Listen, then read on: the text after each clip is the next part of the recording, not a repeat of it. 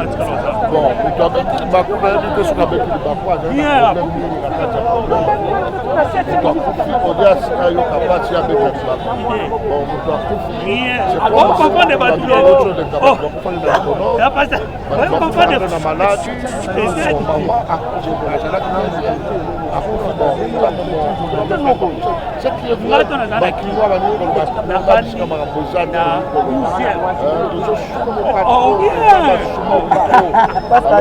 moi je vais sortir ma gueule. Est-ce que vous pouvez la prendre de côté? Est-ce que tu as dit moi je fais maintenant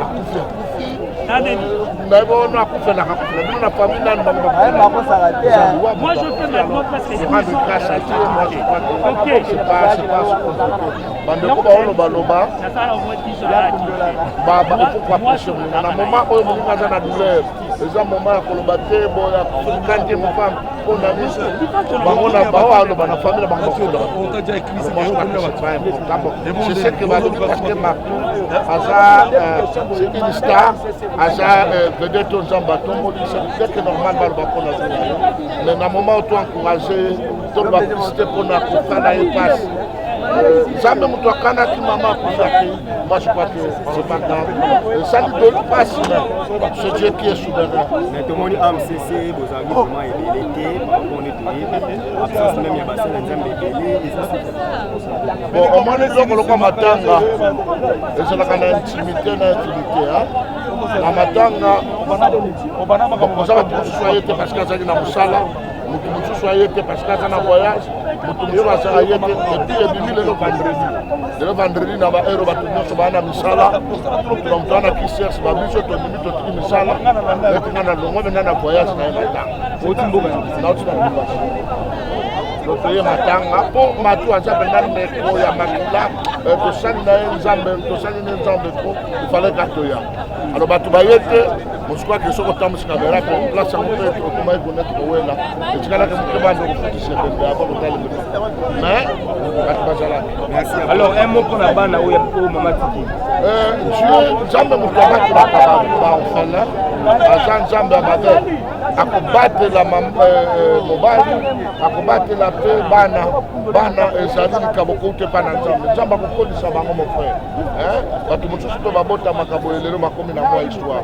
Bana, Aza simple citoyen, c'est un monsieur élevé par Dieu, c'est un monsieur qui a barraché, banana bakola, bakosala l'histoire partout na bango sana.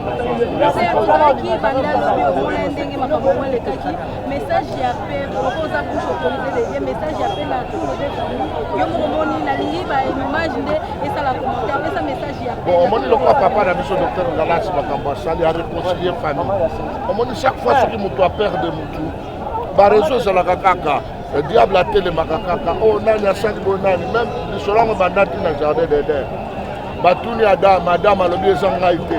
Batuni moi ça alobi ezanga te zanyoka. Batuni nyoka obakosi ngai.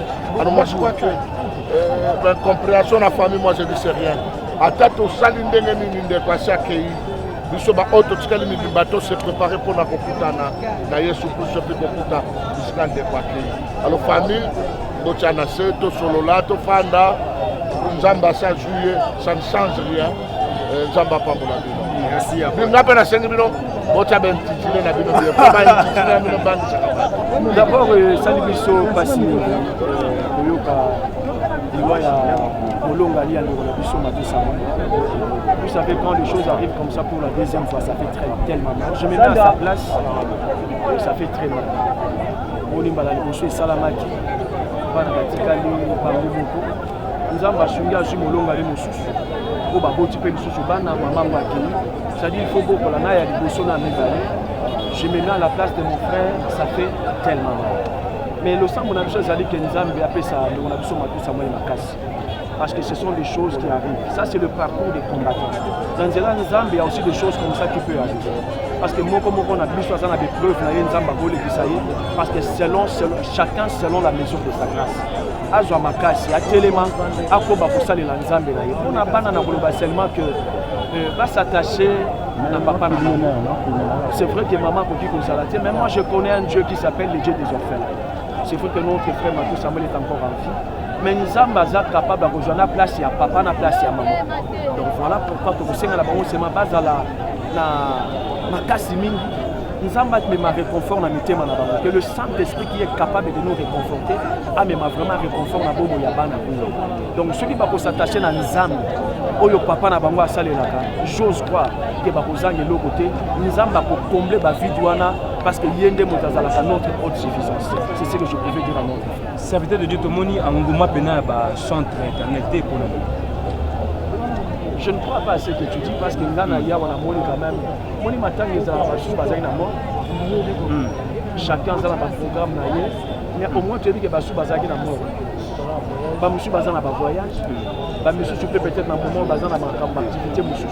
Ba yak na ba butu ta musu yo zala kité. Ba musu pe ba ye na mort. Nous sommes une grande famille. Nous avons Kabola plus parce que nous n'avons qu'un seul Dieu que nous savons. Mais nous avons un grand nombre d'artistes et nous bénissons l'Éternel pour ça. Ndeko Didier Maemba par rapport à AMCC, et l'autre monde AMCC fait à l'équipe. Est-ce qu'il y a possibilité pour ça les sous-élections pour un renouvellement à AMCC? Ou bien vraiment on a monté au ticket à moi ticket. D'abord nazoka mawamingi. Comment que AMCC sangwe comme association. Ceux qui m'attendent, les musiciens basangani. C'est comme si la seule chose qui peut réunir les artistes et les musiciens, je peux dire même deux. Les alara un bosso matang au monde basangani. Soit sur les anzembo moko, oyo bakonzamboka barucha moi poids. Ndo moni ba musiciens basangani. Alors qu'au commencement quand même Yemoko de faire Mumbaya créé l'association de musiciens chrétiens du Congo. Comme je peux dire au commencement, il n'en était pas ainsi. Vous savez, même dans la Bible, même dans Moussala et Nzambe, ceux qui déjà passé carter l'esprit du commencement, et le roman Maloma Bobo, je les ai sous.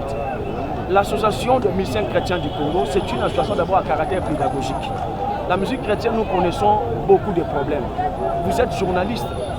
Vous allez remarquer aujourd'hui, il y a un artiste à salé album, Azasu Namaka sur Bimisa CD, Azasu Namaka sur Bimisa DVD.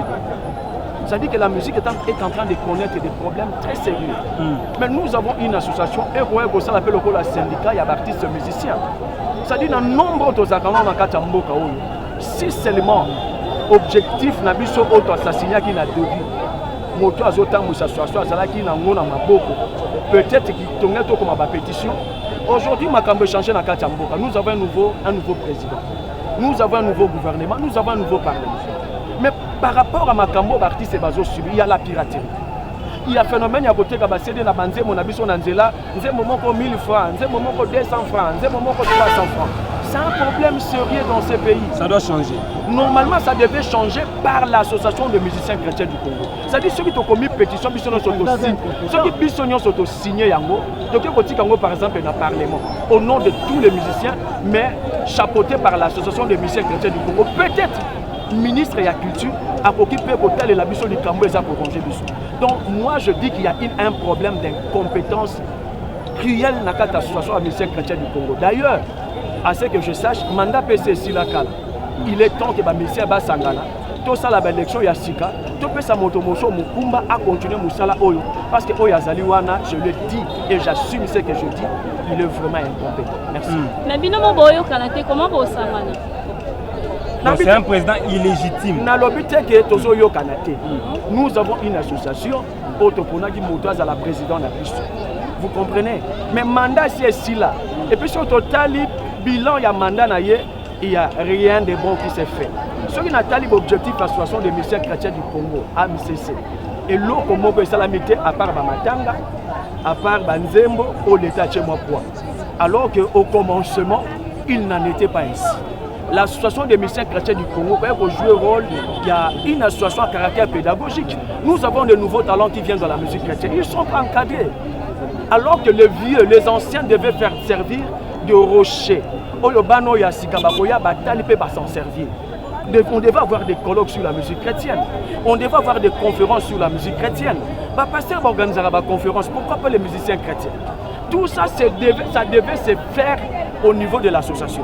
Mais regardez depuis Tozan à AMCC, colloque mon côté, conférence mon côté, à ta journée mon réflexion, je crois même pas que la réunion est salemaka. À ta marche de santé, ça la marche. Je dis rien du tout.